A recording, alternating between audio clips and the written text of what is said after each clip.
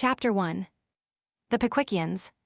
The first ray of light which illumines the gloom, and converts into a dazzling brilliancy that obscurity in which the earlier history of the public career of the immortal Pickwick would appear to be involved, is derived from the perusal of the following entry in the Transactions of the Pickwick Club, which the editor of these papers feels the highest pleasure in laying before his readers, as a proof of the careful attention, indefatigable assiduity, and nice discrimination with which his search among the multifarious documents confided to him has been conducted. May 12, 1827. Joseph Smiggers, Esquire, P5 P 1000 P 100. Perpetual Vice President Member Pickwick Club, presiding.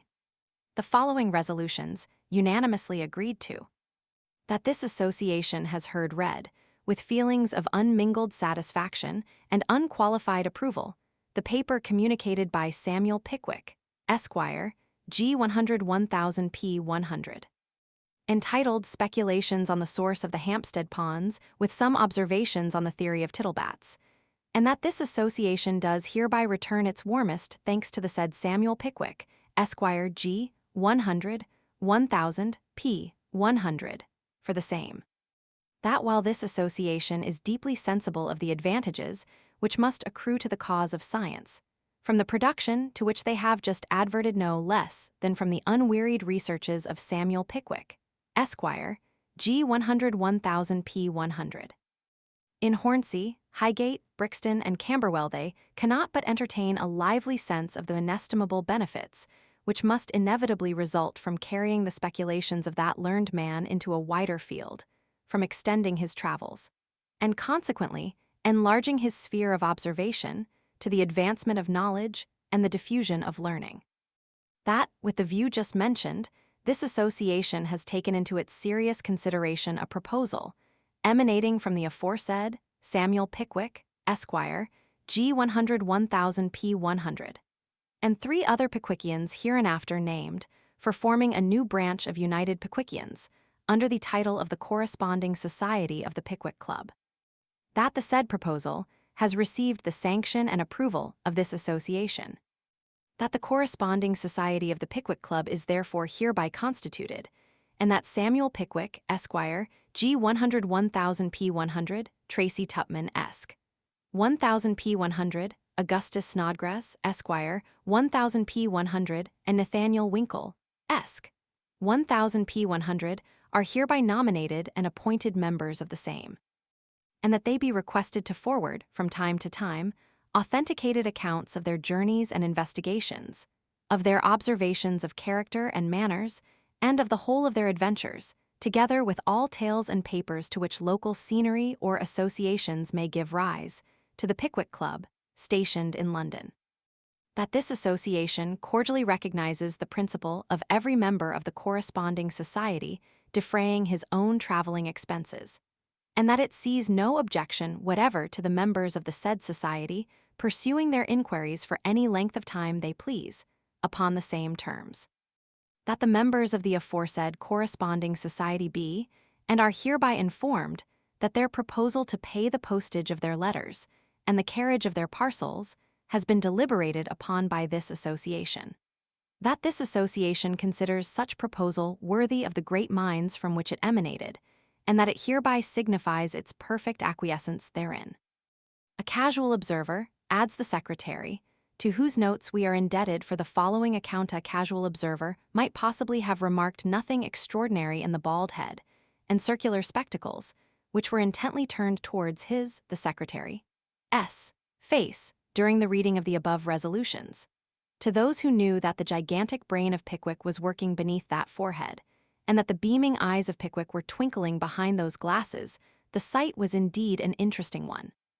There sat the man who had traced to their source the mighty ponds of Hampstead, and agitated the scientific world with his theory of tittlebats, as calm and unmoved as the deep waters of the one on a frosty day, or as a solitary specimen of the other in the inmost recesses of an earthen jar.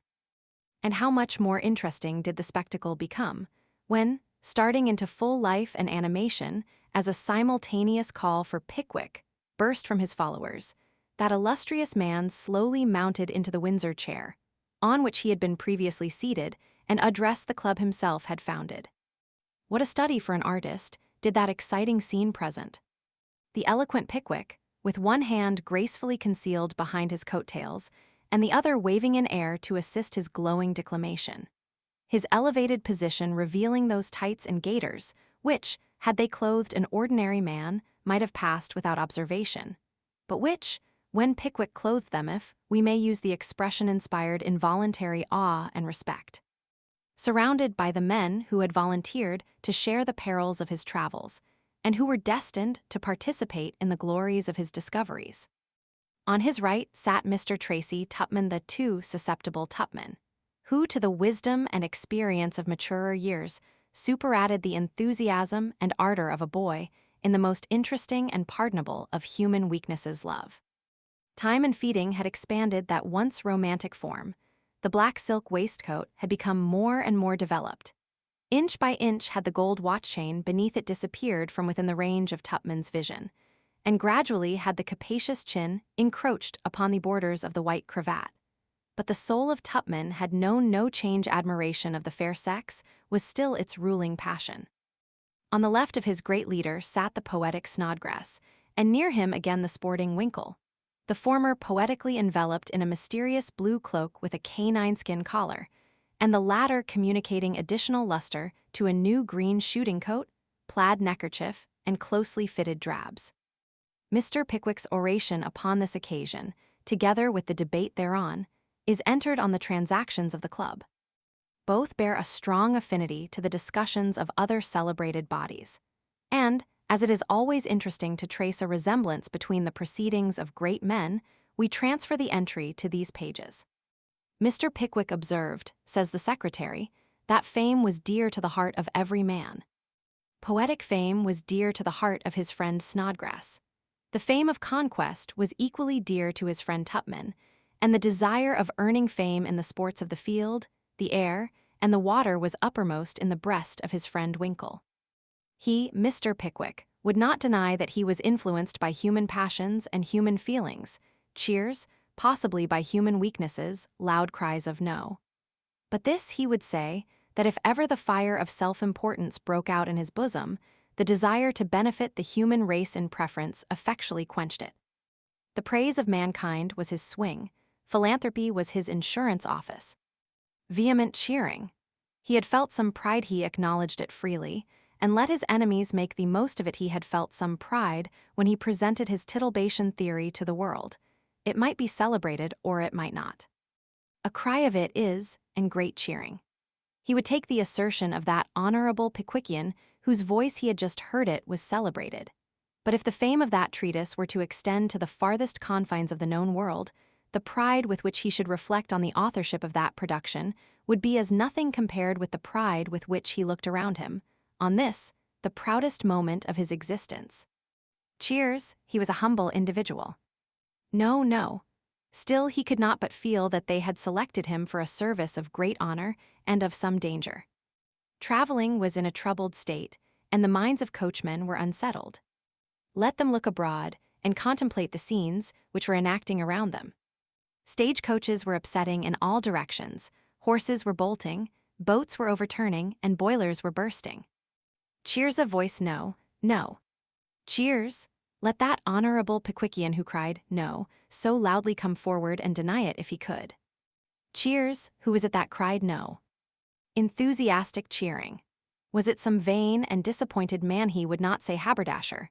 Loud cheers?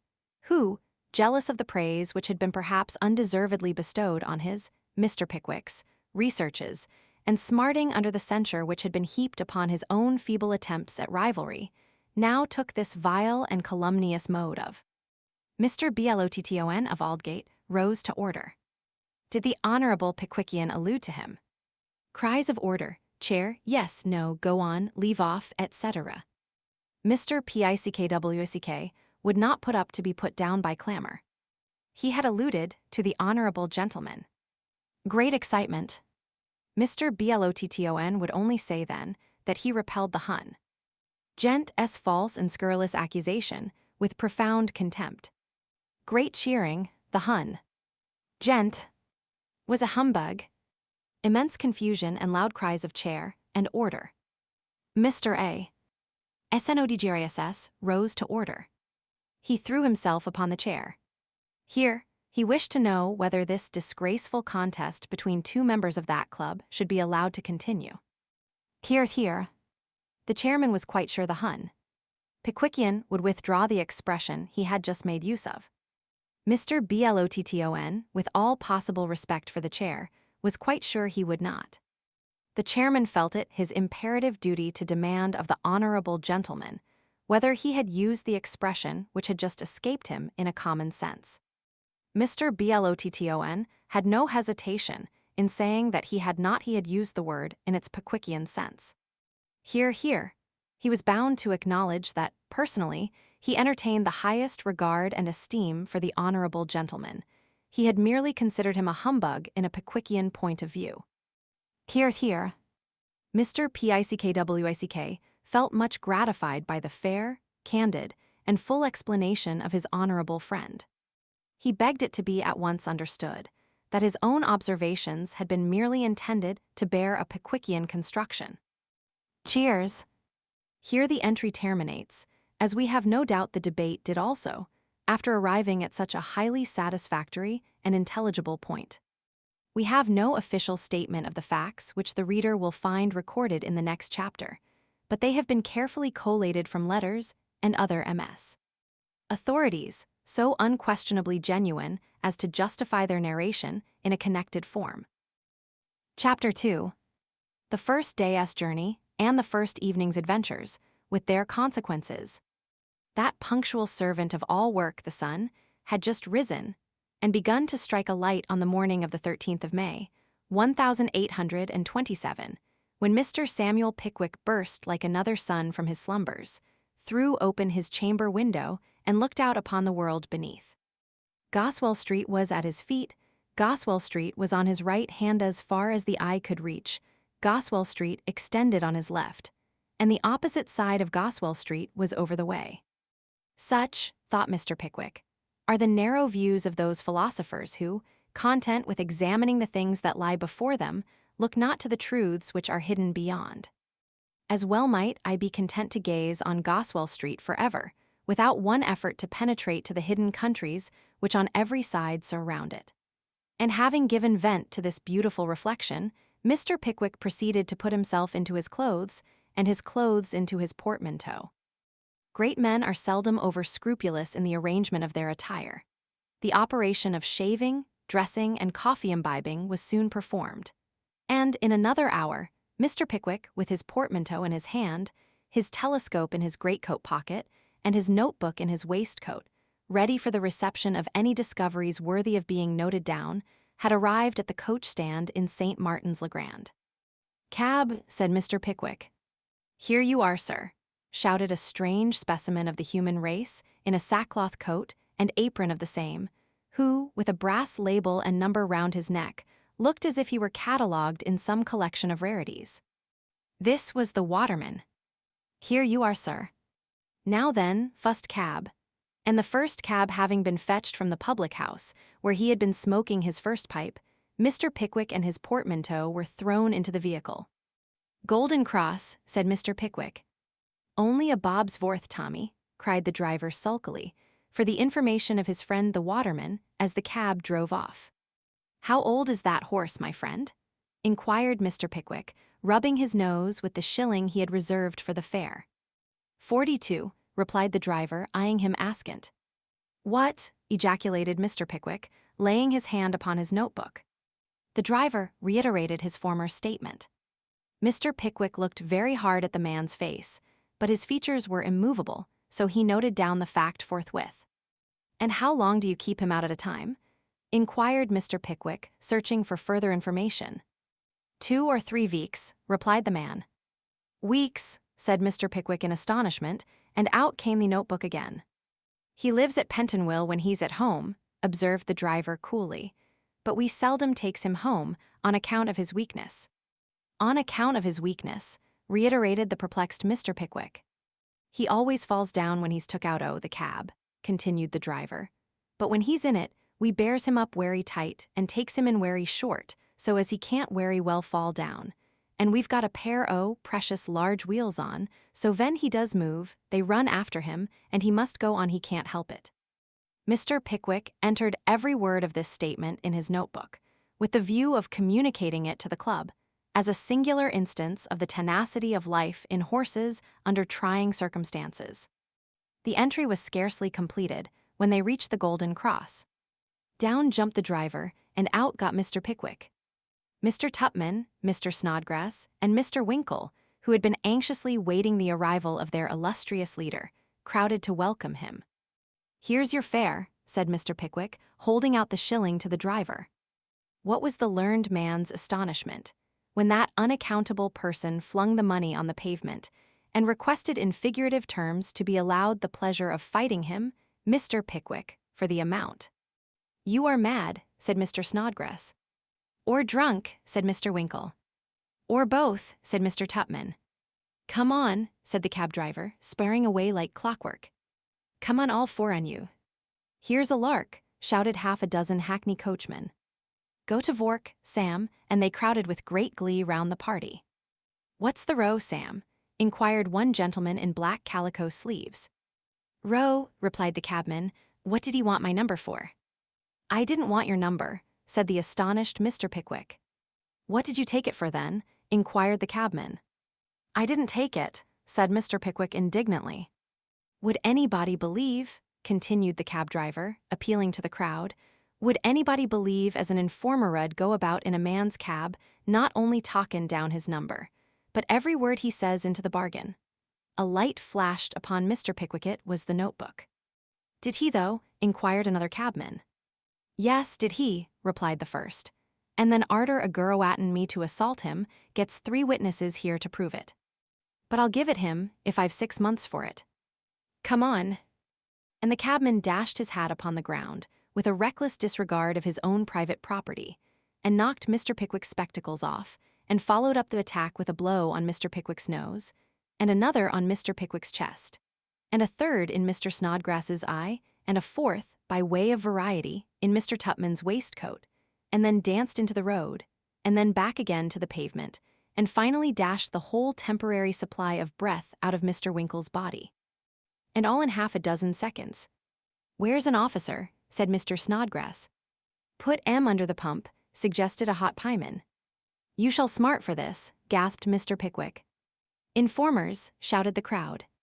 "Come on," cried the cabman, who had been sparring without cessation the whole time.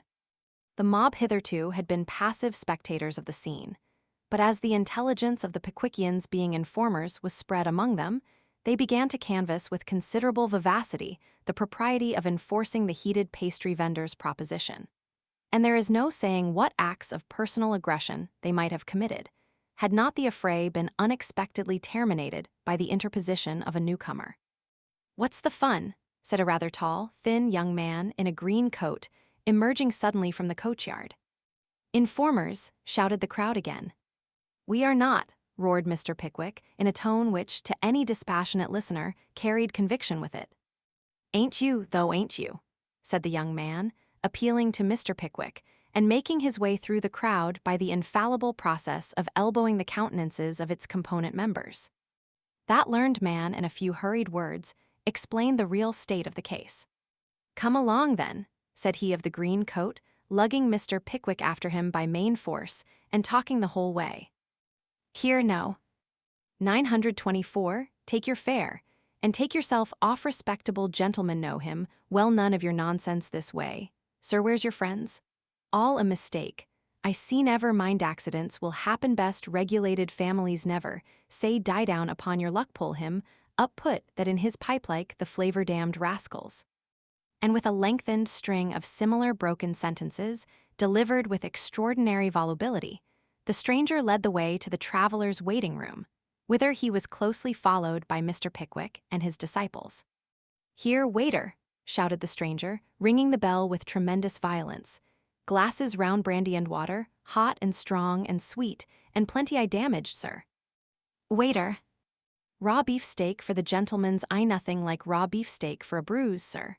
"Cold lamp post very good, but lamp-post inconvenient damned odd, standing in the open street half an hour, with your eye against a lamp-post, very good ha.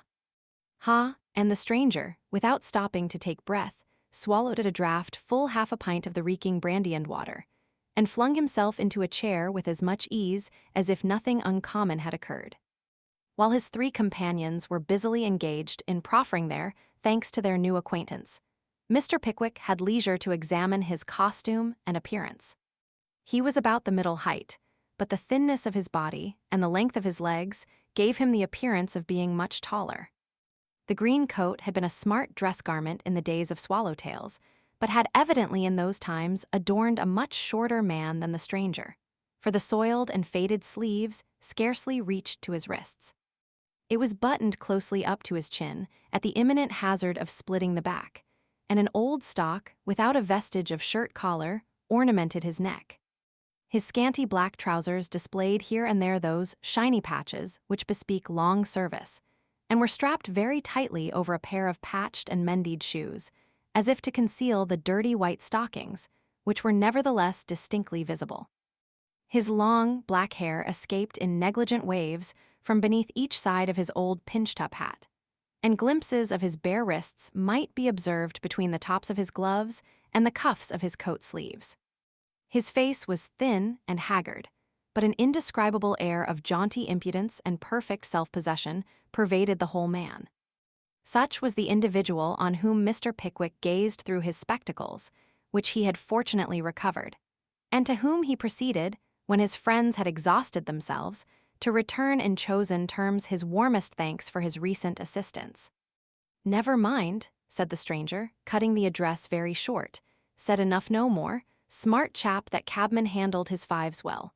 But if I'd been your friend in the green Jimmy Dam me punch his head, cod I would pigs whisper pieman too. No gammon." This coherent speech was interrupted by the entrance of the Rochester coachman, to announce that the Commodore was on the point of starting. "Commodore," said the stranger, starting up, "my coach place booked. One outside leave you to pay for the brandy and water, want change for a 5 bad silver brummagem, buttons won't do no go, eh?" And he shook his head most knowingly. Now it so happened that Mr. Pickwick and his three companions had resolved to make Rochester their first halting place too, and having intimated to their new-found acquaintance that they were journeying to the same city, they agreed to occupy the seat at the back of the coach, where they could all sit together. "Up with you," said the stranger, assisting Mr. Pickwick on to the roof with so much precipitation as to impair the gravity of that gentleman's deportment very materially. "Any luggage, sir?" inquired the coachman. "Who-I? Brown paper parcel here.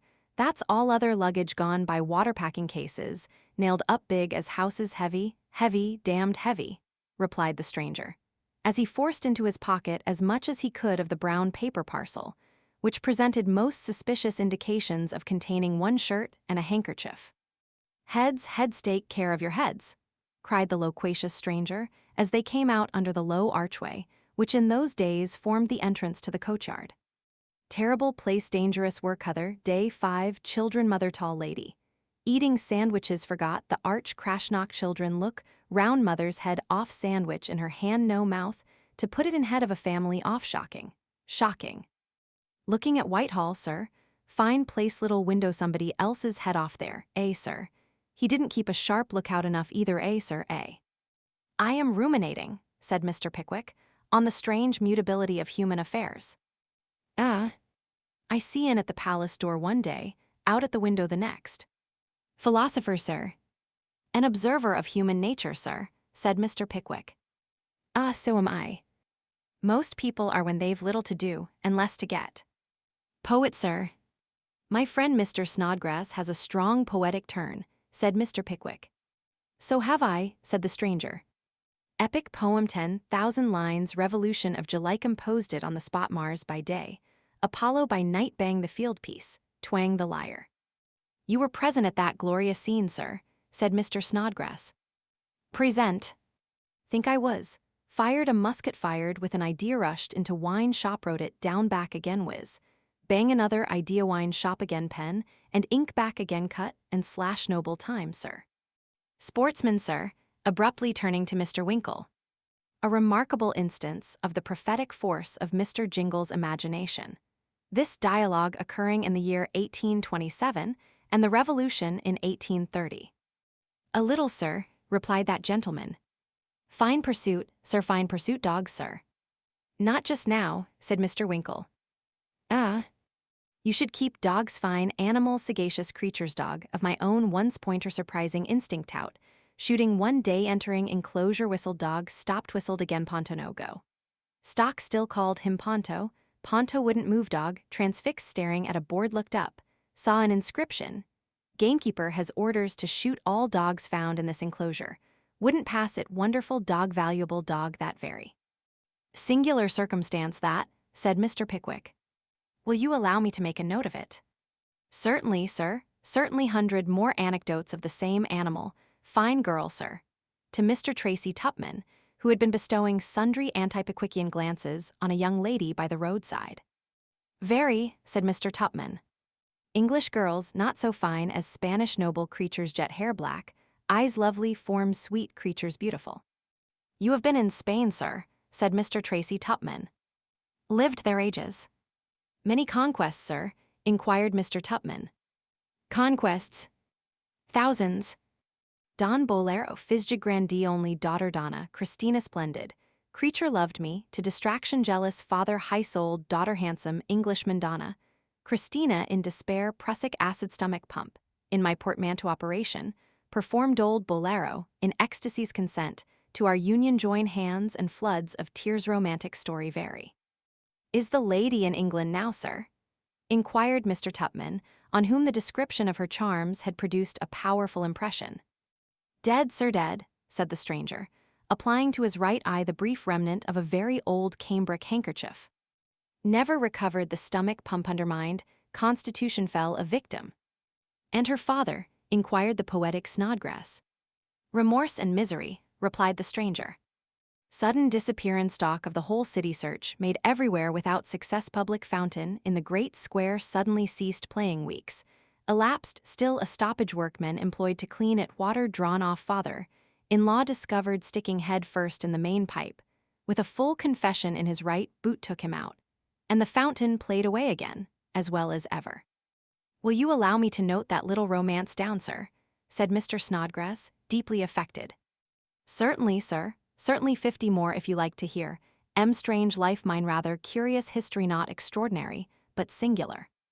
In this strain, with an occasional glass of ale, by way of parenthesis, when the coach changed horses, did the stranger proceed, until they reached Rochester Bridge, by which time the notebooks, both of Mr. Pickwick and Mr. Snodgrass, were completely filled with selections from his adventures. Magnificent ruin, said Mr. Augustus Snodgrass, with all the poetic fervor that distinguished him, when they came in sight of the fine old castle. What a study for an antiquarian, were the very words which fell from Mr. Pickwick's mouth as he applied his telescope to his eye. Ah, fine place, said the stranger. Glorious pile-frowning walls, tottering arches, dark nooks, grumbling staircases, old cathedral, 2 earthy smell pilgrims. Feet wore away the old steps, little Saxon doors, confessionals like money-takers, boxes at theaters queer, customers those monks' popes, and lord treasurers, and all sorts of old fellows with great red faces and broken noses, turning up every day buff jerkins, 2 matchlock sarcophagus, fine place, old legends, 2 strange stories. Capital. And the stranger continued to soliloquize until they reached the Bull Inn, in the High Street, where the coach stopped. Do you remain here, sir? Inquired Mr. Nathaniel Winkle. Here not, I but you'd better good house nice beds rights next house. Dear very dear half a crown in the bill if you look at the waiter charge, you more if you dine at a friend. Than they would if you dined in the coffee-room rum fellows very.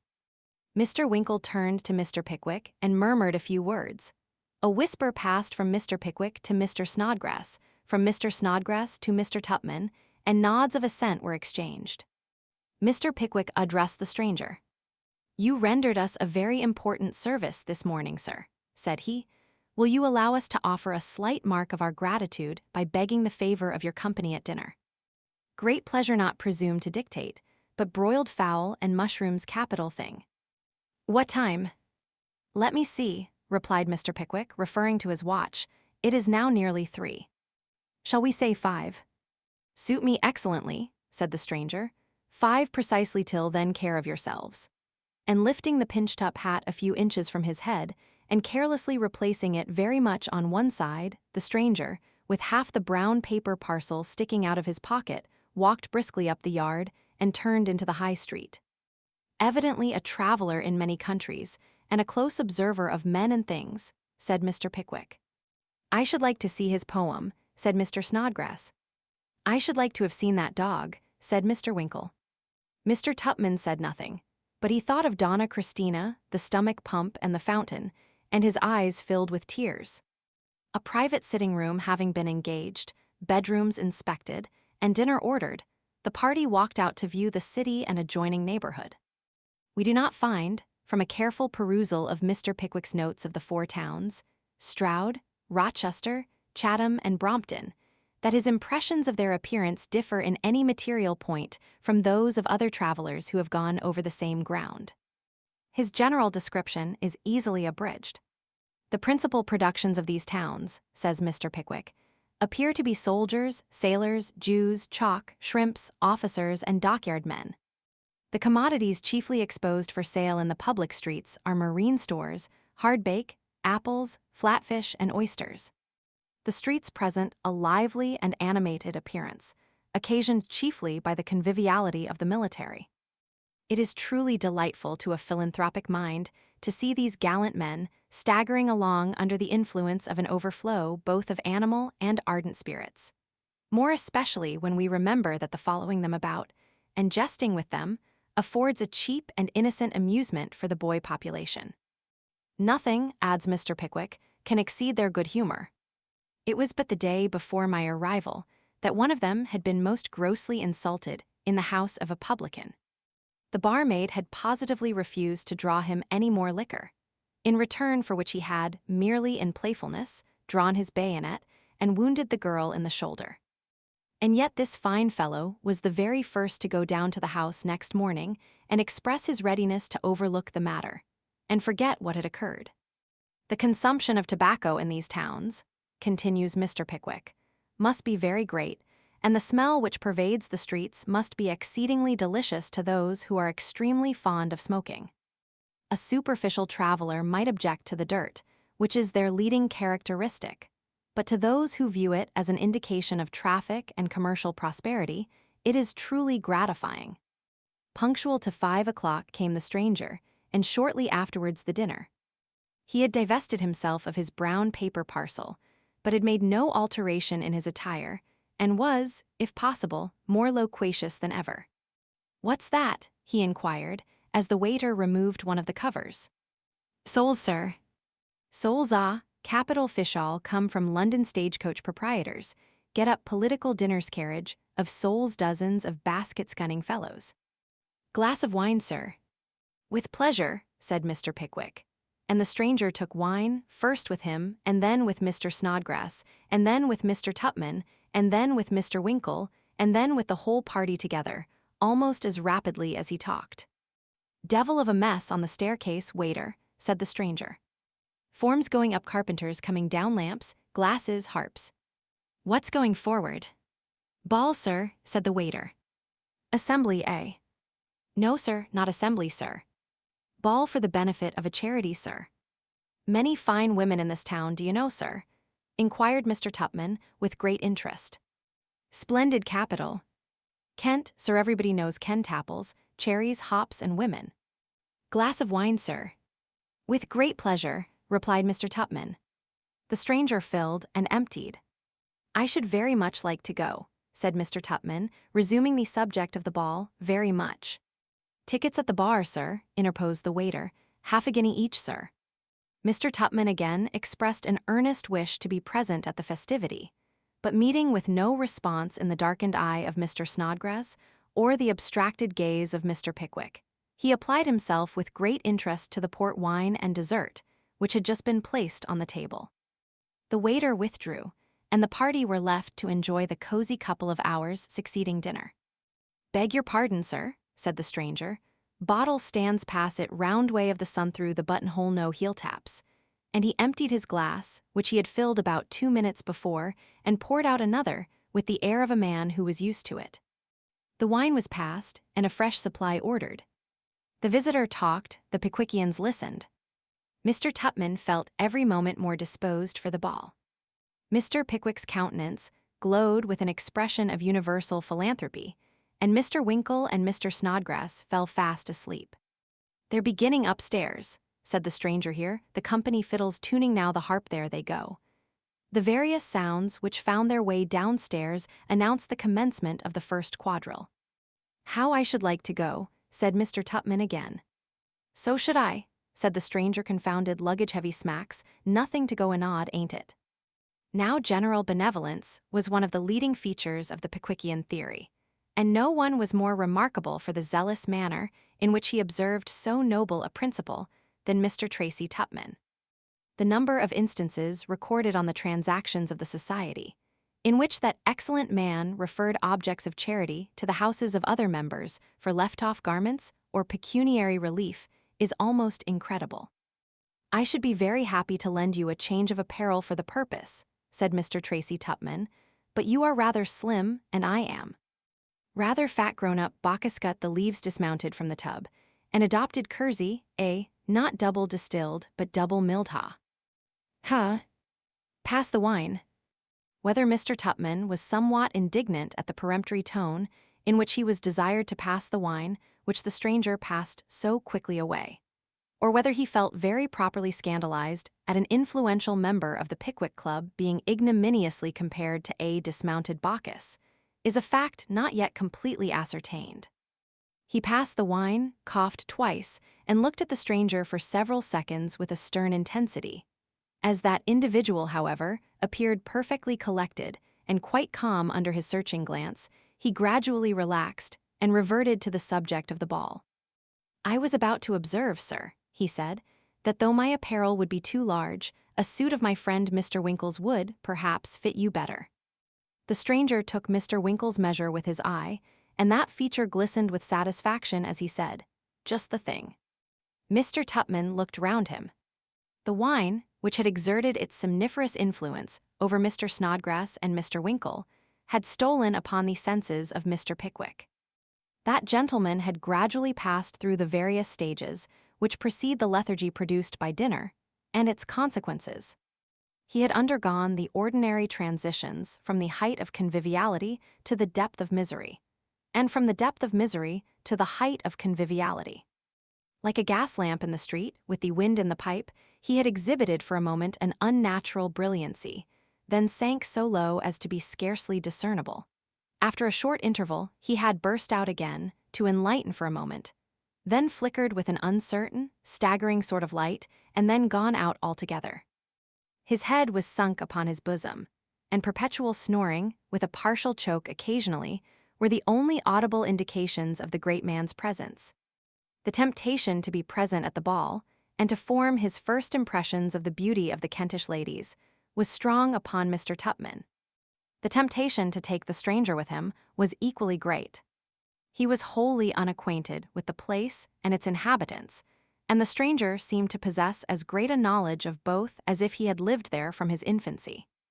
Mr. Winkle was asleep, and Mr. Tupman had had sufficient experience in such matters to know that the moment he awoke he would, in the ordinary course of nature, roll heavily to bed.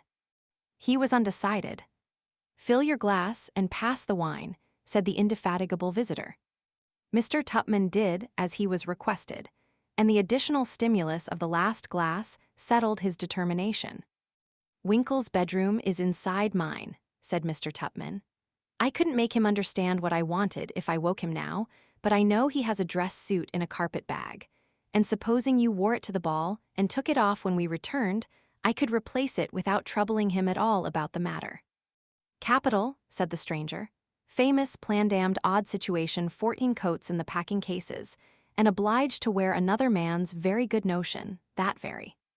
"We must purchase our tickets," said Mr. Tupman.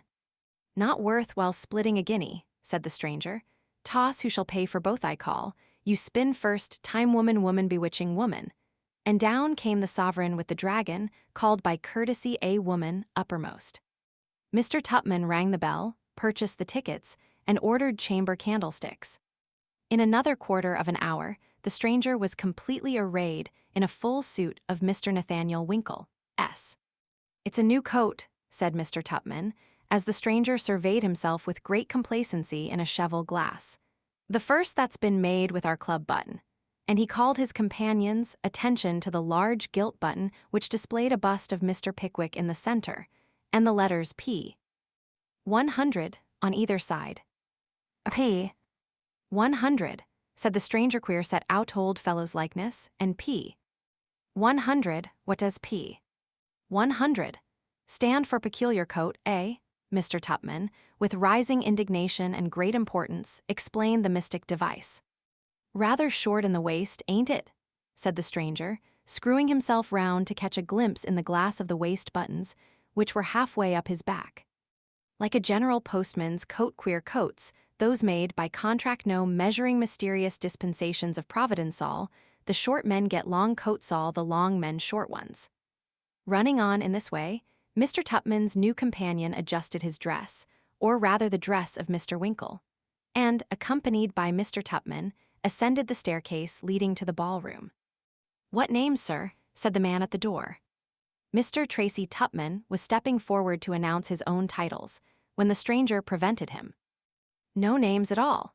And then he whispered Mr. Tupman, "Names won't do not known very good names in their way, but not great ones capital names for a small party, but won't make an impression in public assemblies incog. The thing gentlemen from London distinguished foreigners anything." The door was thrown open, and Mr. Tracy Tupman and the stranger entered the ballroom. It was a long room, with crimson-covered benches and wax candles in glass chandeliers. The musicians were securely confined in an elevated den, and quadrilles were being systematically got through by 2 or 3 sets of dancers. 2 card tables were made up in the adjoining card room, and 2 pair of old ladies and a corresponding number of stout gentlemen were executing whist therein. The finale concluded, the dancers promenaded the room, and Mr. Tupman and his companion stationed themselves in a corner to observe the company. "Charming women," said Mr. Tupman. "Wait a minute," said the stranger. "Fun presently, nobs, not come yet. Queer place dockyard people of upper rank, don't know dockyard people of lower rank, dockyard people of lower rank, don't know small gentry, don't know tradespeople commissioner, don't know anybody." "Who's that little boy with the light hair and pink eyes, in a fancy dress?" inquired Mr. Tupman. "Hush, pray, pink eyes fancy dress little boy nonsense sensin, 97th Honorable Wilmot Snipe, great family Snipes Ferry.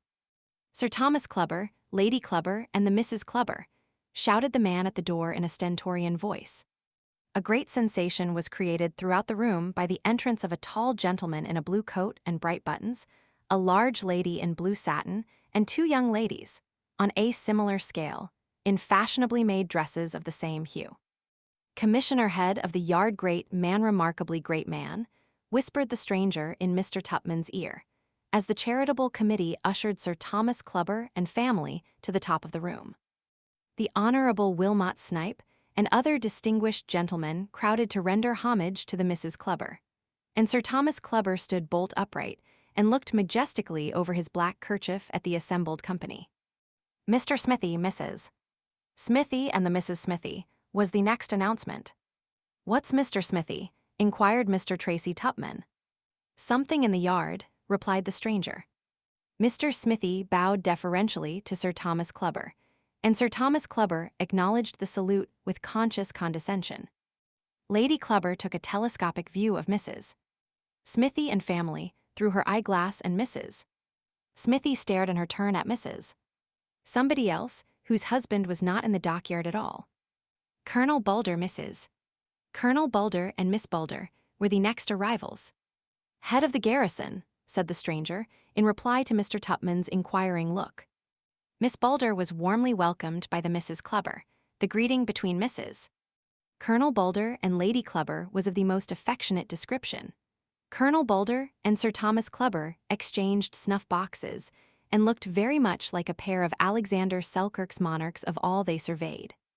While the aristocracy of the place, the Bulders and Clubbers and Snipes, were thus preserving their dignity at the upper end of the room, The other classes of society were imitating their example in other parts of it.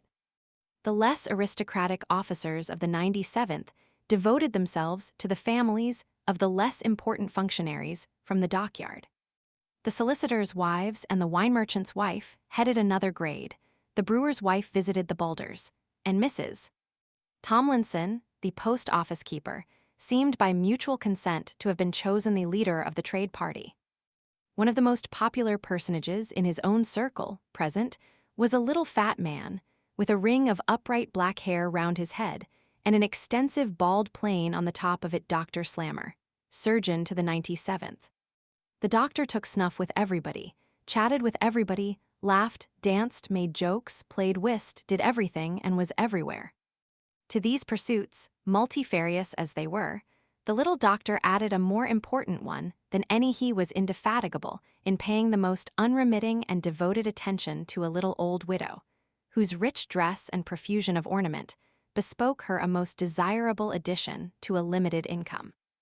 Upon the doctor and the widow, the eyes of both Mr. Tupman and his companion had been fixed for some time, when the stranger broke silence.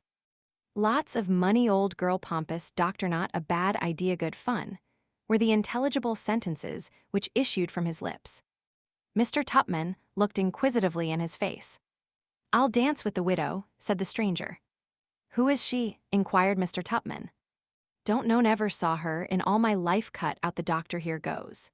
And the stranger forthwith crossed the room, and, leaning against a mantelpiece, commenced gazing with an air of respectful and melancholy admiration on the fat countenance of the little old lady. Mr. Tupman looked on, in mute astonishment. The stranger progressed rapidly. The little doctor danced with another lady. The widow dropped her fan, the stranger picked it up, and presented it a smile-a-boa curtsy, a few words of conversation.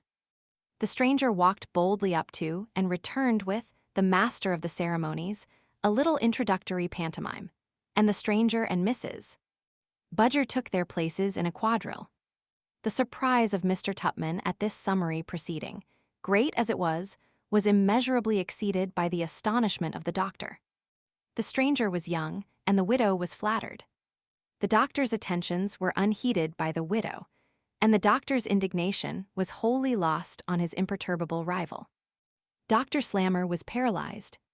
He, Dr. Slammer of the 97th, to be extinguished in a moment, by a man whom nobody had ever seen before and whom nobody knew even now. Dr. Slammer of the 97th rejected. Impossible. It could not be. Yes, it was, there they were. What? Introducing his friend. Could he believe his eyes? He looked again, and was under the painful necessity of admitting the veracity of his optics. Mrs. Budger was dancing with Mr. Tracy Tupman. There was no mistaking the fact. There was the widow before him, bouncing bodily here and there with unwonted vigor, and Mr. Tracy Tupman hopping about with a face expressive of the most intense solemnity, dancing, as a good many people do, as if a quadrille were not a thing to be laughed at, but a severe trial to the feelings, which it requires inflexible resolution to encounter. Silently and patiently did the doctor bear all this, and all the handings of negus, and watching for glasses, and darting for biscuits, and coquetting that ensued. But a few seconds after the stranger had disappeared to lead Mrs. Budger to her carriage, he darted swiftly from the room with every particle of his hitherto bottled-up indignation effervescing, from all parts of his countenance, in a perspiration of passion. The stranger was returning, and Mr. Tupman was beside him. He spoke in a low tone and laughed. The little doctor thirsted for his life. He was exulting. He had triumphed. "Sir," said the doctor in an awful voice, producing a card and retiring into an angle of the passage, "my name is Slammer, Dr. Slammer, Sir 97th Regiment Chatham Barracks. My card, sir, my card." He would have added more, but his indignation choked him. "Ah," replied the stranger coolly, "Slammer, much obliged, polite attention, not ill now, Slammer, but when I am knock you up." "You're a shuffler, sir," gasped the furious doctor. "A poltroona coward, a liar, will nothing induce you to give me your card, sir." "Oh, I see," said the stranger, half aside.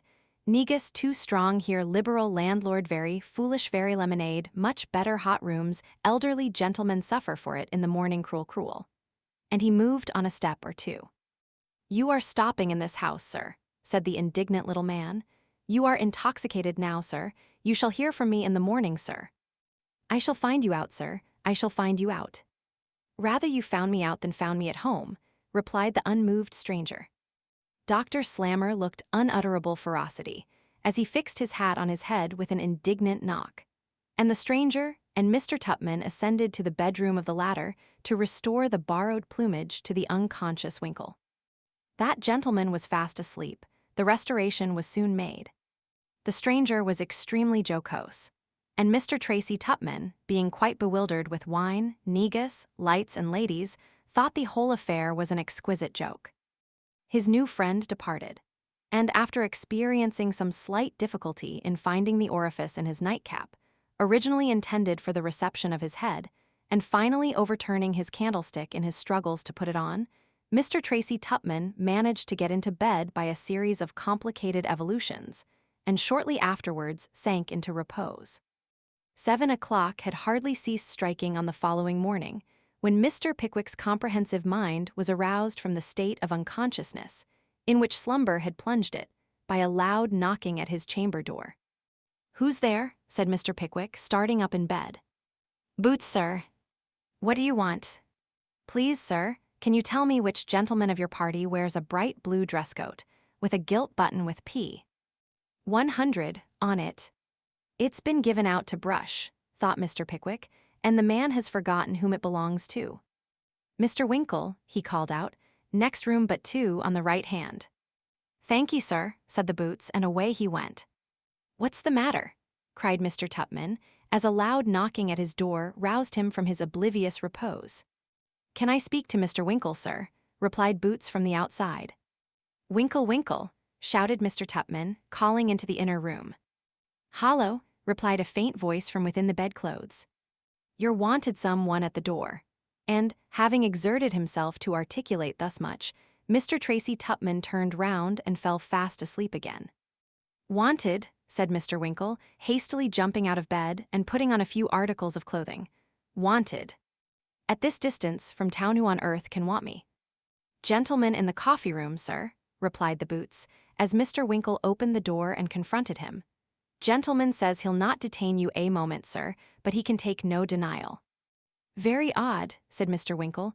"I'll be down directly." He hurriedly wrapped himself in a traveling shawl and dressing gown, and proceeded downstairs. An old woman and a couple of waiters were cleaning the coffee room, and an officer in undress uniform was looking out of the window. He turned round as Mr. Winkle entered, and made a stiff inclination of the head. Having ordered the attendants to retire, and closed the door very carefully, he said, "Mr. Winkle, I presume." "My name is Winkle, sir." "You will not be surprised, sir, when I inform you that I have called here this morning on behalf of my friend, Dr. Slammer, of the 97th. "Dr. Slammer," said Mr. Winkle. "Dr. Slammer. He begged me to express his opinion that your conduct of last evening was of a description which no gentleman could endure, and," he added, "which no one gentleman would pursue towards another."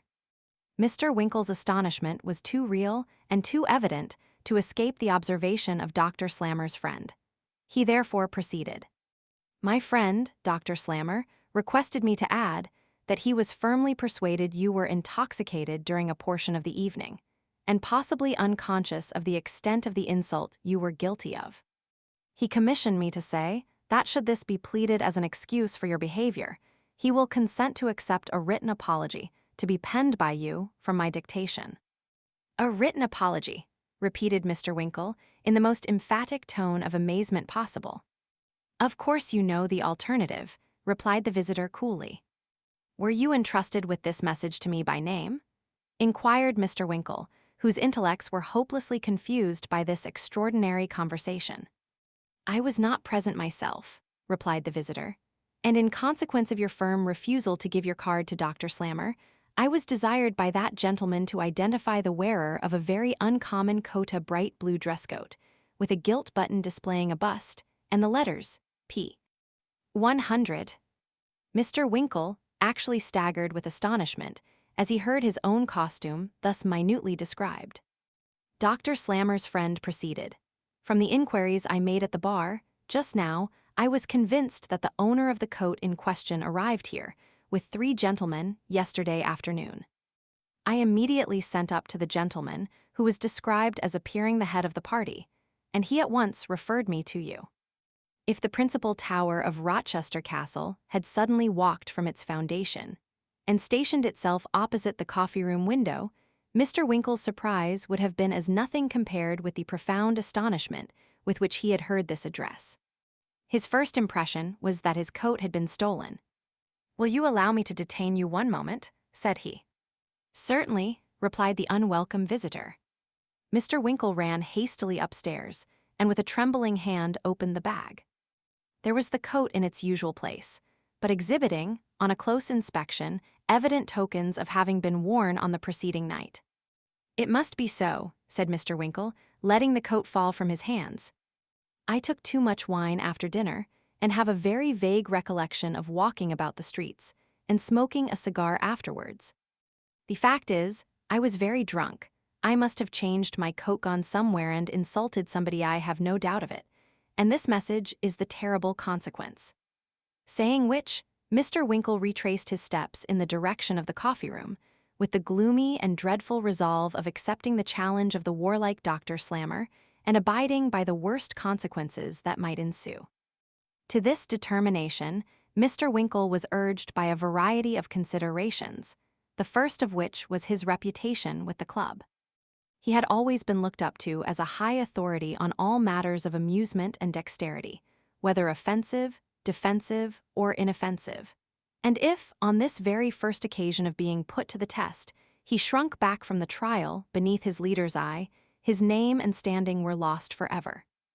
Besides, he remembered to have heard it frequently surmised by the uninitiated in such matters that by an understood arrangement between the seconds, the pistols were seldom loaded with ball.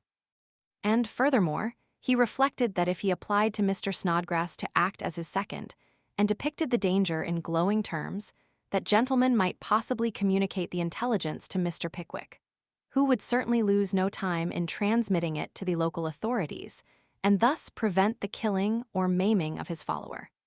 Such were his thoughts when he returned to the coffee-room, and intimated his intention of accepting the doctor's challenge. "Will you refer me to a friend to arrange the time and place of meeting?" said the officer. "Quite unnecessary," replied Mr. Winkle. "Name them to me, and I can procure the attendance of a friend afterwards." "Shall we say sunset this evening?" inquired the officer in a careless tone. "Very good," replied Mr. Winkle, thinking in his heart it was very bad. "You know Fort Pitt?" "Yes, I saw it yesterday." "If you will take the trouble to turn into the field which borders the trench, take the footpath to the left when you arrive at an angle of the fortification, and keep straight on till you see me, I will precede you to a secluded place, where the affair can be conducted without fear of interruption." "Fear of interruption," thought Mr. Winkle. "Nothing more to arrange, I think," said the officer. "I am not aware of anything more," replied Mr. Winkle. "Good morning." "Good morning," and the officer whistled a lively air as he strode away. That morning's breakfast passed heavily off. Mr. Tupman was not in a condition to rise, after the unwonted dissipation of the previous night. Mr. Snodgrass appeared to labor under a poetical depression of spirits, and even Mr. Pickwick evinced an unusual attachment to silence and soda water. Mr. Winkle eagerly watched his opportunity. It was not long wanting. Mr. Snodgrass proposed a visit to the castle, and as Mr. Winkle was the only other member of the party disposed to walk, they went out together. "Snodgrass," said Mr. Winkle, when they had turned out of the public street, "Snodgrass, my dear fellow, can I rely upon your secrecy?" As he said this, he most devoutly and earnestly hoped he could not. "You can," replied Mr. Snodgrass. "Hear me swear." "No, no," interrupted Winkle, terrified at the idea of his companion's unconsciously pledging himself not to give information. Don't swear, it's quite unnecessary." Mr. Snodgrass dropped the hand which he had, in the spirit of poesy, raised towards the clouds as he made the above appeal, and assumed an attitude of attention. "I want your assistance, my dear fellow, in an affair of honor," said Mr. Winkle. "You shall have it," replied Mr. Snodgrass, clasping his friend's hand. "With a Dr. Slammer of the 97th, said Mr. Winkle, wishing to make the matter appear as solemn as possible. "An affair with an officer, seconded by another officer, at sunset this evening, in a lonely field beyond Fort Pitt." "I will attend you," said Mr. Snodgrass. He was astonished, but by no means dismayed. It is extraordinary how cool any party, but the principal can be in such cases. Mr. Winkle had forgotten this. He had judged of his friend's feelings by his own. "The consequences may be dreadful," said Mr. Winkle. "I hope not," said Mr. Snodgrass. "The doctor, I believe, is a very good shot," said Mr. Winkle. "Most of these military men are," observed Mr. Snodgrass calmly, "but so are you, ain't you?" Mr. Winkle replied in the affirmative, and perceiving that he had not alarmed his companion sufficiently, changed his ground. "Snodgrass," he said, in a voice tremulous with emotion, "if I fall, you will find in a packet which I shall place in your hands a note for my father." This attack was a failure also. Mr. Snodgrass was affected, but he undertook the delivery of the note as readily as if he had been a twopenny postman. "If I fall," said Mr. Winkle, "or if the doctor falls, you, my dear friend, will be tried as an accessory before the fact. Shall I involve my friend in transportation possibly for life?" Mr. Snodgrass winced a little at this, but his heroism was invincible. "In the cause of friendship," he fervently exclaimed, "I would brave all dangers." How Mr. Winkle cursed his companion's devoted friendship internally, as they walked silently along, side by side, for some minutes, each immersed in his own meditations. The morning was wearing away. He grew desperate. "Snodgrass," he said, stopping suddenly, "do not let me be balked in this matter. Do not give information to the local authorities. Do not obtain the assistance of several peace officers to take either me or Dr. Slammer of the 97th Regiment, at present quartered in Chatham Barracks, into custody, and thus prevent this duel. I say, do not." Mr. Snodgrass seized his friend's hand warmly as he enthusiastically replied, "Not for worlds." A thrill passed over Mr. Winkle's frame as the conviction that he had nothing to hope from his friend's fears, and that he was destined to become an animated target, rushed forcibly upon him. The state of the case having been formally explained to Mr. Snodgrass, and a case of satisfactory pistols, with the satisfactory accompaniments of powder, ball, and caps, having been hired from a manufacturer in Rochester, the two friends returned to their inn. Mr. Winkle to ruminate on the approaching struggle, and Mr. Snodgrass to arrange the weapons of war and put them into proper order for immediate use. It was a dull and heavy evening when they again sallied forth on their awkward errand.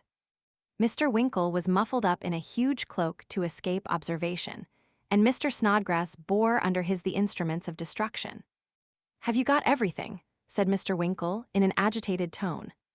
"Everything," replied Mr. Snodgrass.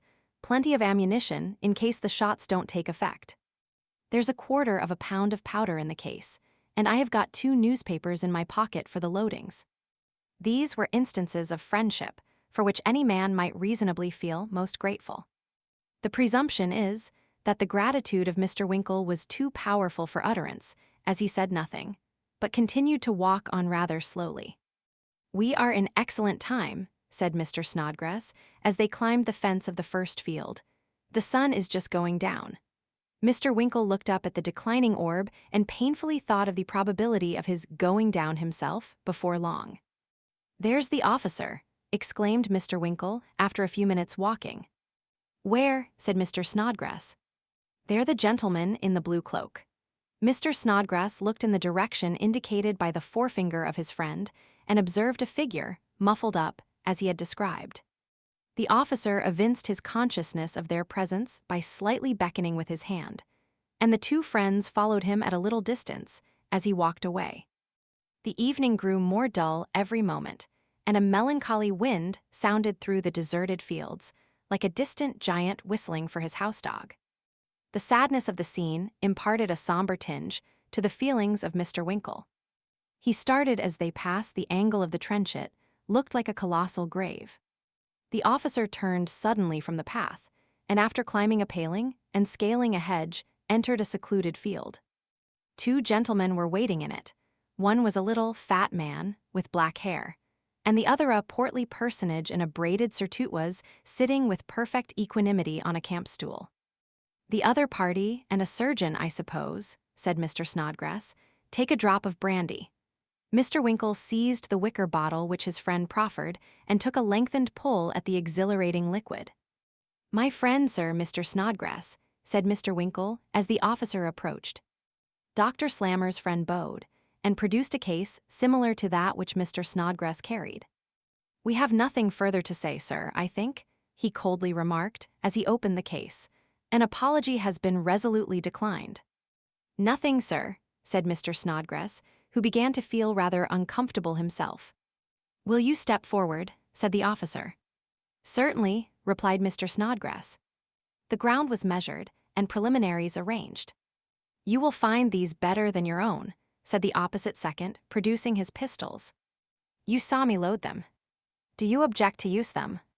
"Certainly not," replied Mr. Snodgrass. The offer relieved him from considerable embarrassment, for his previous notions of loading a pistol were rather vague and undefined. "We may place our men, then, I think," observed the officer, with as much indifference as if the principals were chessmen and the seconds players.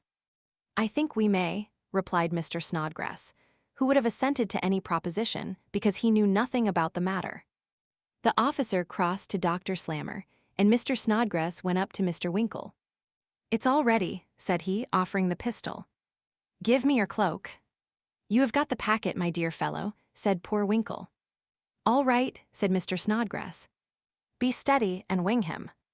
It occurred to Mr. Winkle that this advice was very like that which bystanders invariably give to the smallest boy in a street fight, namely, "Go in and win an admirable thing to recommend, if you only know how to do it." He took off his cloak, however.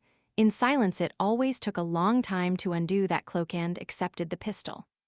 The seconds retired, the gentleman on the camp stool did the same, and the belligerents approached each other. Mr. Winkle was always remarkable for extreme humanity. It is conjectured that his unwillingness to hurt a fellow creature, intentionally, was the cause of his shutting his eyes when he arrived at the fatal spot, and that the circumstance of his eyes being closed prevented his observing the very extraordinary and unaccountable demeanor of Dr. Slammer.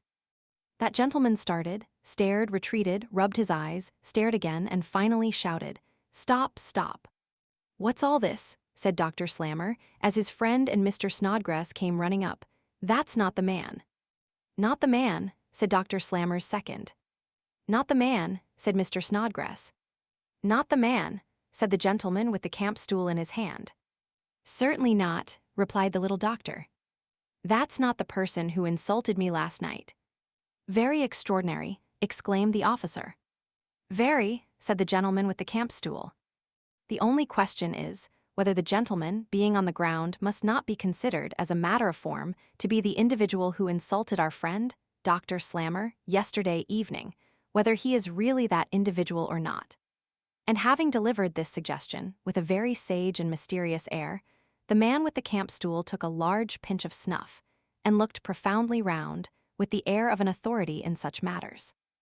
Now Mr. Winkle had opened his eyes, and his ears too, when he heard his adversary call out for a cessation of hostilities, and perceiving by what he had afterwards said that there was, beyond all question, some mistake in the matter, he at once foresaw the increase of reputation he should inevitably acquire by concealing the real motive of his coming out.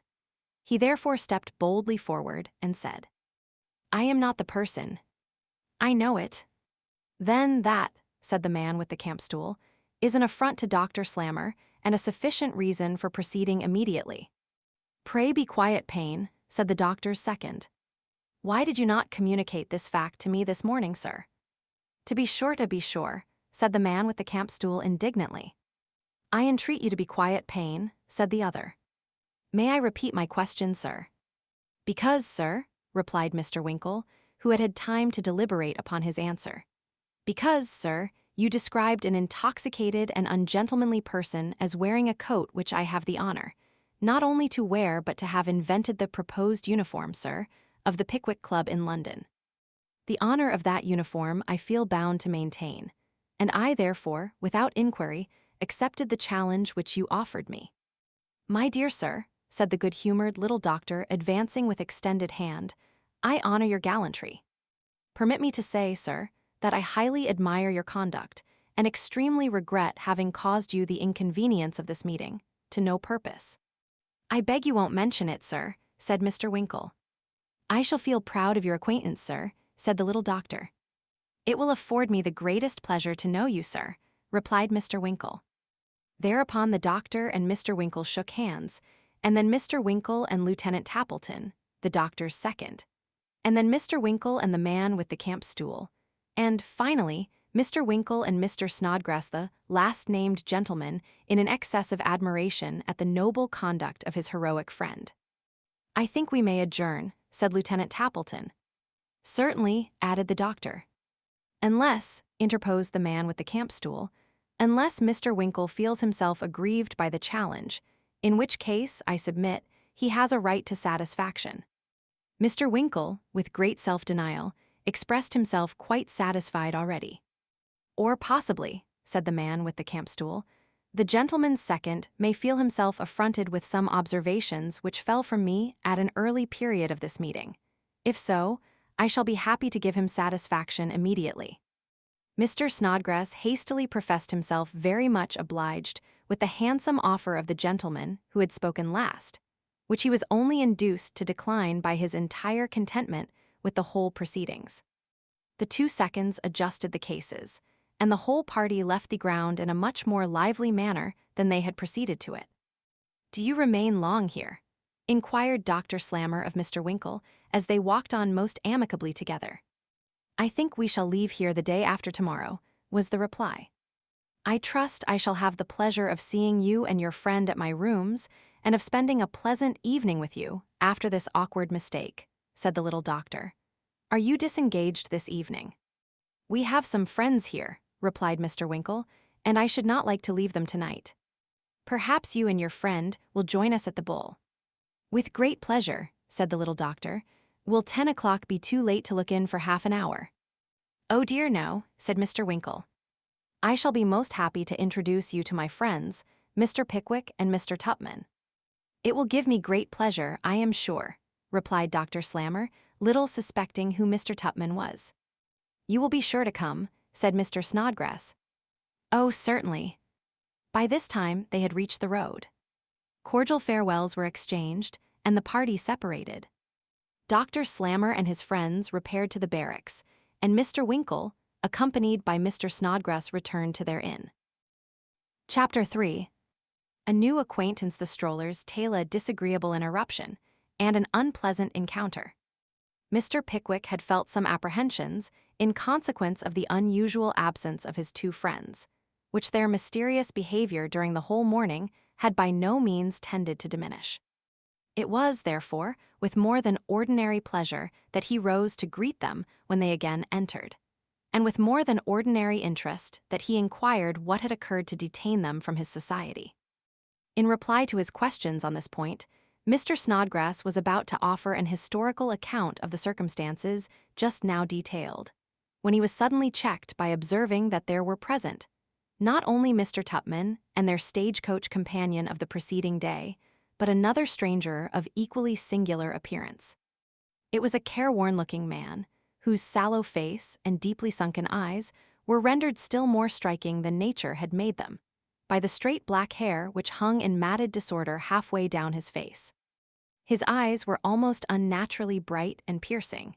His cheekbones were high and prominent, and his jaws were so long and lank that an observer would have supposed that he was drawing the flesh of his face in, for a moment, by some contraction of the muscles, if his half-opened mouth and immovable expression had not announced that it was his ordinary appearance. Round his neck he wore a green shawl, with the large ends straggling over his chest, and making their appearance occasionally beneath the worn buttonholes of his old waistcoat. His upper garment was a long black surtout, and below it he wore wide drab trousers and large boots running rapidly to seed. It was on this uncouth-looking person that Mr. Winkle's eye rested, and it was towards him that Mr. Pickwick extended his hand when he said, "A friend of our friend, S. here. We discovered this morning that our friend was connected with the theater in this place, though he is not desirous to have it generally known, and this gentleman is a member of the same profession. He was about to favor us with a little anecdote connected with it when you entered." "Lots of anecdote," said the green-coated stranger of the day before, advancing to Mr. Winkle and speaking in a low and confidential tone. "Rum fellow does the heavy business know actor strange man all sorts of miseries dismal Jimmy, we call him on the circuit." Mr. Winkle and Mr. Snodgrass politely welcomed the gentleman, elegantly designated as Dismal Jimmy, and calling for brandy and water, in imitation of the remainder of the company, seated themselves at the table. "Now, sir," said Mr. Pickwick, "will you oblige us by proceeding with what you were going to relate?" The dismal individual took a dirty roll of paper from his pocket, and turning to Mr. Snodgrass, who had just taken out his notebook, said in a hollow voice, perfectly in keeping with his outward manner, "You the poet?" I do a little in that way," replied Mr. Snodgrass, rather taken aback by the abruptness of the question. Poetry makes life what light and music do the stage strip, the one of the false embellishments, and the other of its illusions, and what is there real in either to live or care for?" "Very true, sir," replied Mr. Snodgrass. "To be before the footlights," continued the dismal man, "is like sitting at a grand court show and admiring the silken dresses of the gaudy throng. To be behind them is to be the people who make that finery, uncared for and unknown, and left to sink or swim, to starve or live, as fortune wills it." "Certainly," said Mr. Snodgrass, for the sunken eye of the dismal man rested on him, and he felt it necessary to say something. "Go on, Jimmy," said the Spanish traveler, like black-eyed Susanall in the Downsnow croaking speak, "outlook lively." "Will you make another glass before you begin, sir?" said Mr. Pickwick. The dismal man took the hint, and having mixed a glass of brandy and water and slowly swallowed half of it, opened the roll of paper and proceeded, partly to read and partly to relate, the following incident, which we find recorded on the transactions of the club as the Stroller's Tale. The Stroller's Tale. "There is nothing of the marvelous in what I am going to relate," said the dismal man. "There is nothing even uncommon in it. Want and sickness are too common in many stations of life to deserve more notice than is usually bestowed on the most ordinary vicissitudes of human nature. I have thrown these few notes together, because the subject of them was well known to me for many years. I traced his progress downwards, step by step, until at last he reached that excess of destitution from which he never rose again. The man of whom I speak was a low pantomime actor, and, like many people of his class, an habitual drunkard. In his better days, before he had become enfeebled by dissipation and emaciated by disease, he had been in the receipt of a good salary, which, if he had been careful and prudent, he might have continued to receive for some years, not many. Because these men either die early, or by unnaturally taxing their bodily energies, lose, prematurely, those physical powers on which alone they can depend for subsistence. His besetting sin gained so fast upon him, however, that it was found impossible to employ him in the situations in which he really was useful to the theater. The public house had a fascination for him which he could not resist. Neglected disease and hopeless poverty were as certain to be his portion as death itself, if he persevered in the same course. Yet he did persevere, and the result may be guessed. He could obtain no engagement, and he wanted bread. Everybody who is at all acquainted with theatrical matters knows what a host of shabby, poverty-stricken men hang about the stage of a large establishment not regularly engaged actors. But ballet people, procession men, tumblers, and so forth, who are taken on during the run of a pantomime or an Easter piece, and are then discharged until the production of some heavy spectacle occasions a new demand for their services. To this mode of life the man was compelled to resort, and taking the chair every night at some low theatrical house, at once put him in possession of a few more shillings weekly, and enabled him to gratify his old propensity. Even this resource shortly failed him. His irregularities were too great to admit of his earning the wretched pittance he might thus have procured, and he was actually reduced to a state bordering on starvation, only procuring a trifle occasionally by borrowing it of some old companion, or by obtaining an appearance at one or other of the commonest of the minor theaters. And when he did earn anything, it was spent in the old way. About this time, and when he had been existing for upwards of a year no one knew how, I had a short engagement at one of the theaters on the Surrey side of the water, and here I saw this man, whom I had lost sight of for some time. For I had been traveling in the provinces, and he had been skulking in the lanes and alleys of London. I was dressed to leave the house, and was crossing the stage on my way out when he tapped me on the shoulder. Never shall I forget the repulsive sight that met my eye when I turned round. He was dressed for the pantomimes in all the absurdity of a clown's costume.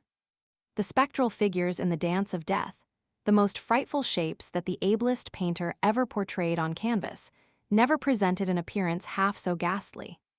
His bloated body and shrunken legs, their deformity, enhanced 100-fold by the fantastic dress, the glassy eyes, contrasting fearfully with the thick white paint with which the face was besmeared. The grotesquely ornamented head, trembling with paralysis, and the long skinny hands, rubbed with white charcoal, gave him a hideous and unnatural appearance, of which no description could convey an adequate idea, and which, to this day, I shudder to think of. His voice was hollow and tremulous as he took me aside, and in broken words recounted a long catalogue of sickness and privations, terminating as usual with an urgent request for the loan of a trifling sum of money. I put a few shillings in his hand, and as I turned away, I heard the roar of laughter which followed his first tumble on the stage.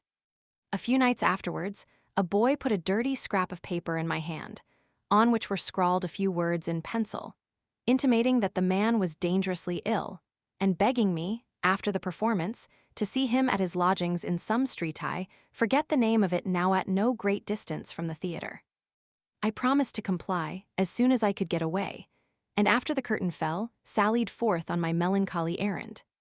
It was late, for I had been playing in the last piece, and, as it was a benefit night, the performances had been protracted to an unusual length. It was a dark, cold night, with a chill, damp wind, which blew the rain heavily against the windows and house fronts.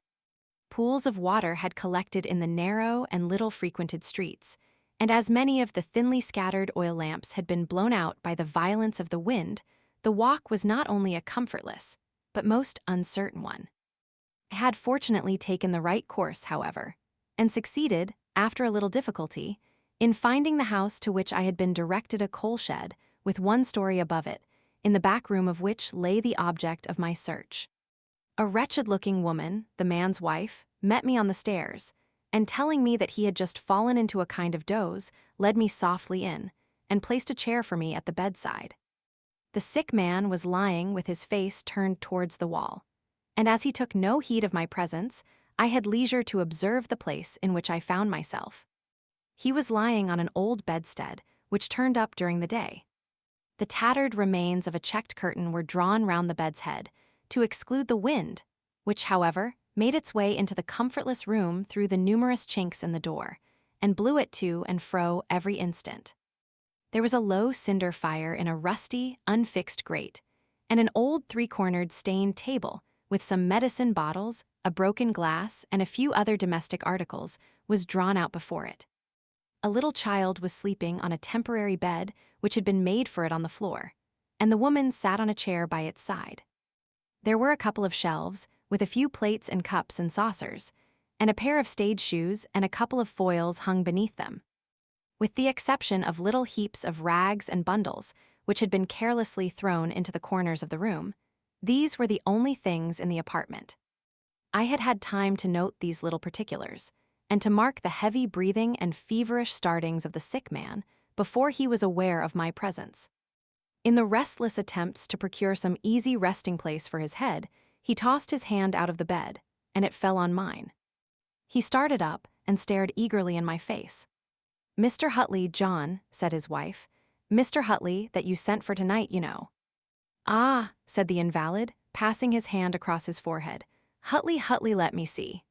He seemed endeavoring to collect his thoughts for a few seconds, and then grasping me tightly by the wrist said, don't leave me, old fellow.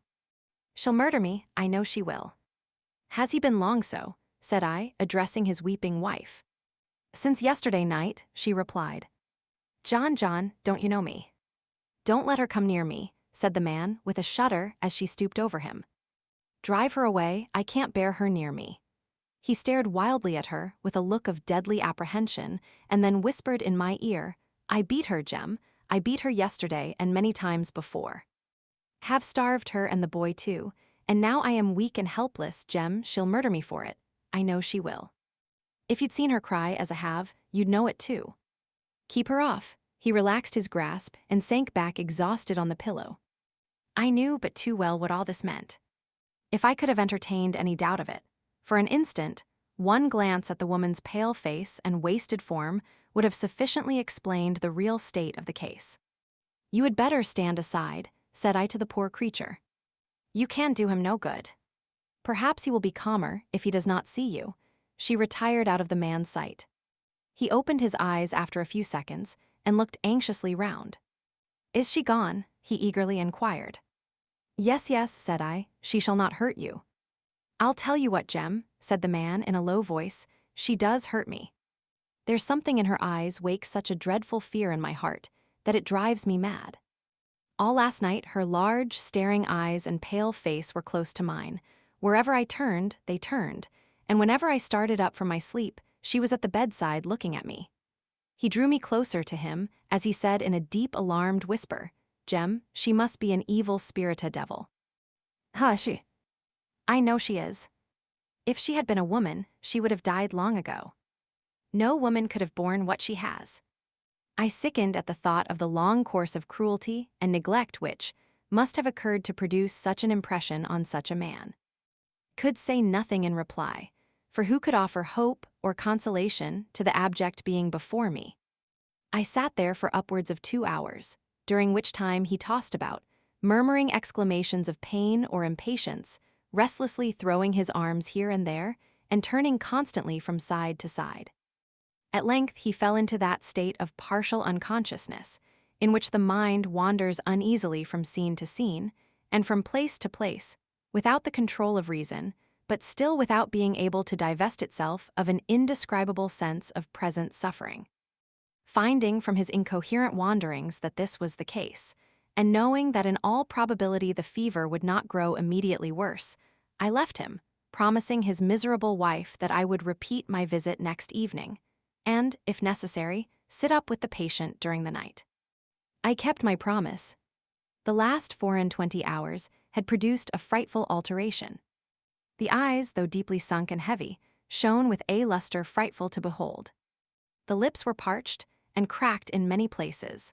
The hard, dry skin glowed with a burning heat, and there was an almost unearthly air of wild anxiety in the man's face, indicating even more strongly the ravages of the disease. The fever was at its height. I took the seat I had occupied the night before, and there I sat for hours, listening to sounds which must strike deep to the heart of the most callous among human beings, the awful ravings of a dying man. From what I had heard of the medical attendant's opinion, I knew there was no hope for him. I was sitting by his deathbed. I saw the wasted limbs which a few hours before had been distorted for the amusement of a boisterous gallery. Writhing under the tortures of a burning fever, I heard the clown's shrill laugh, blending with the low murmurings of the dying man. It is a touching thing to hear the mind reverting to the ordinary occupations and pursuits of health, when the body lies before you weak and helpless. But when those occupations are of a character the most strongly opposed to anything we associate with grave and solemn ideas, the impression produced is infinitely more powerful. The theater and the public house were the chief themes of the wretched man's wanderings. It was evening, he fancied. He had a part to play that night, it was late, and he must leave home instantly. Why did they hold him and prevent his going? He should lose the money, he must go. No, they would not let him. He hid his face in his burning hands and feebly bemoaned his own weakness and the cruelty of his persecutors. A short pause, and he shouted out a few doggerel rhymes, the last he had ever learned. He rose in bed, drew up his withered limbs, and rolled about in uncouth positions. He was acting, he was at the theater. A minute's silence, and he murmured the burden of some roaring song. He had reached the old house at last. How hot the room was. He had been ill, very ill, but he was well now and happy. Fill up his glass. Who was that dashed it from his lips? It was the same persecutor that had followed him before. He fell back upon his pillow and moaned aloud. A short period of oblivion, and he was wandering through a tedious maze of low-arched rooms so low, sometimes, that he must creep upon his hands and knees to make his way along. It was close and dark, and every way he turned, some obstacle impeded his progress. There were insects, too, hideous crawling things, with eyes that stared upon him, and filled the very air around, glistening horribly amidst the thick darkness of the place. The walls and ceiling were alive with reptiles. The vault, expanded to an enormous size, frightful figures, flitted to and fro on the faces of men he knew, rendered hideous by gibing and mouthing, peered out from among them. They were searing him with heated irons, and binding his head with cords till the blood started, and he struggled madly for life. At the close of one of these paroxysms, when I had with great difficulty held him down in his bed, he sank into what appeared to be a slumber. Overpowered with watching and exertion, I had closed my eyes for a few minutes, when I felt a violent clutch on my shoulder. I awoke instantly. He had raised himself up, so as to seat himself in bed. A dreadful change had come over his face, but consciousness had returned, for he evidently knew me. The child, who had been long since disturbed by his ravings, rose from its little bed, and ran towards its father, screaming with fright. The mother hastily caught it in her arms, lest he should injure it in the violence of his insanity. But, terrified by the alteration of his features, stood transfixed by the bedside. He grasped my shoulder convulsively, and, striking his breast with the other hand, made a desperate attempt to articulate. It was unavailing. He extended his arm towards them and made another violent effort. There was a rattling noise in the throat, a glare of the eye, a short stifled groan, and he fell back dead. It would afford us the highest gratification to be enabled to record Mr. Pickwick's opinion of the foregoing anecdote. We have little doubt that we should have been enabled to present it to our readers, but for a most unfortunate occurrence. Mr. Pickwick had replaced on the table the glass which, during the last few sentences of the tale, he had retained in his hand, and had just made up his mind to speak. Indeed, we have the authority of Mr. Snodgrass's notebook for stating that he had actually opened his mouth when the waiter entered the room and said, "Some gentleman, sir." It has been conjectured that Mr. Pickwick was on the point of delivering some remarks which would have enlightened the world, if not the Thames, when he was thus interrupted, for he gazed sternly on the waiter's countenance, and then looked round on the company generally, as if seeking for information relative to the newcomers. "Oh," said Mr. Winkle, rising, "some friends of mine show them in." "Very pleasant fellows," added Mr. Winkle, after the waiter had retired, "officers of the 97th, whose acquaintance I made rather oddly this morning. You will like them very much." Mr. Pickwick's equanimity was at once restored. The waiter returned and ushered 3 gentlemen into the room. "Lieutenant Tappleton," said Mr. Winkle.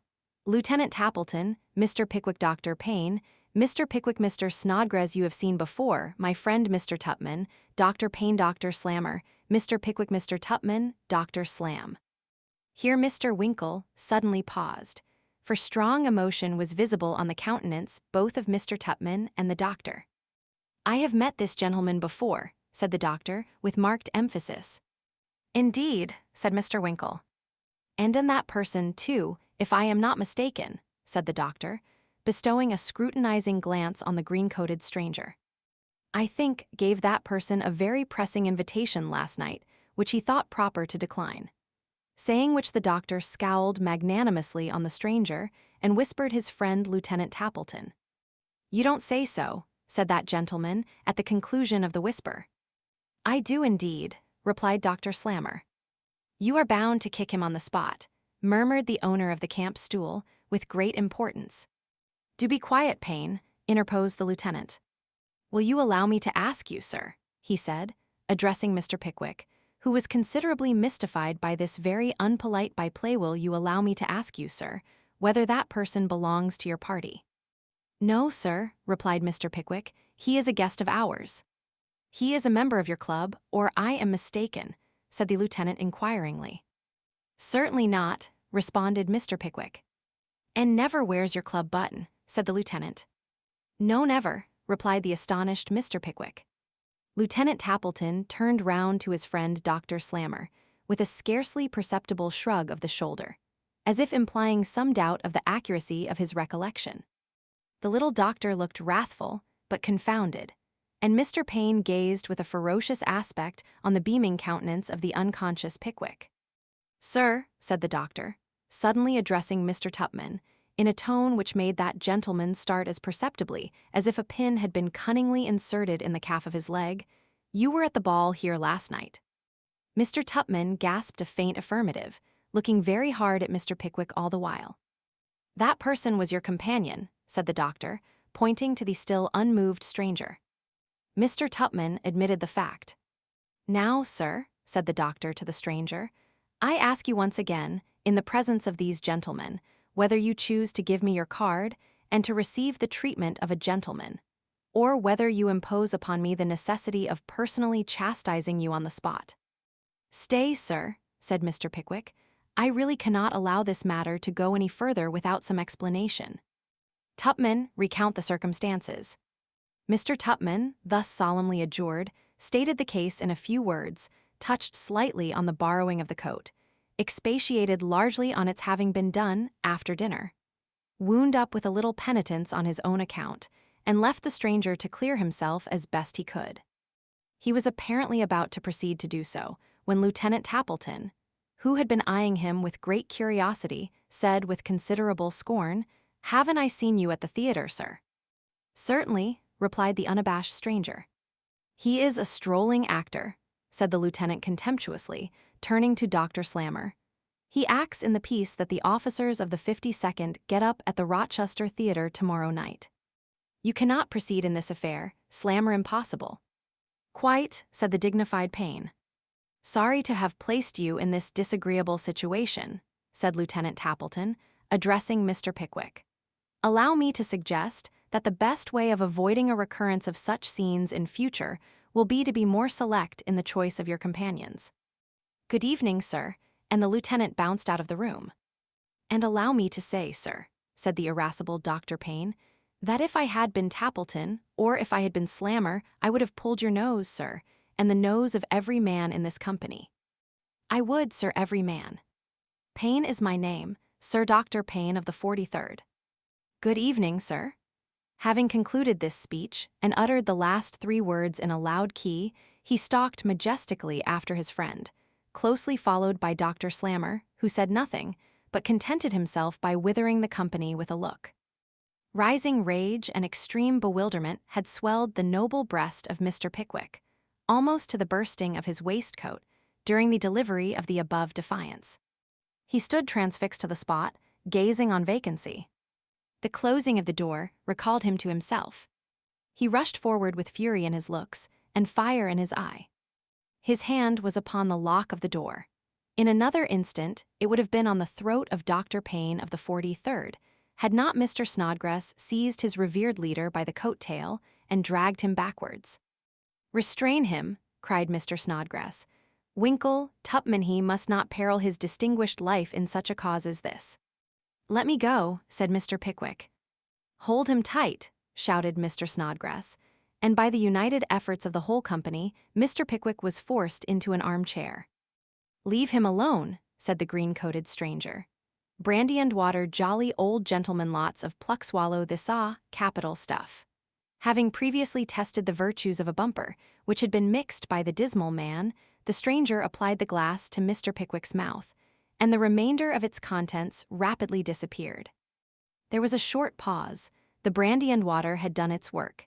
The amiable countenance of Mr. Pickwick was fast recovering its customary expression. "They are not worth your notice," said the dismal man. "You are right, sir," replied Mr. Pickwick, "they are not. I am ashamed to have been betrayed into this warmth of feeling. Draw your chair up to the table, sir." The dismal man readily complied. A circle was again formed round the table, and harmony once more prevailed. Some lingering irritability appeared to find a resting place in Mr. Winkle's bosom, occasioned possibly by the temporary abstraction of his coat, though, it is scarcely reasonable to suppose that so slight a circumstance can have excited even a passing feeling of anger in a Pickwickian's breast. With this exception, their good humor was completely restored, and the evening concluded with the conviviality with which it had begun.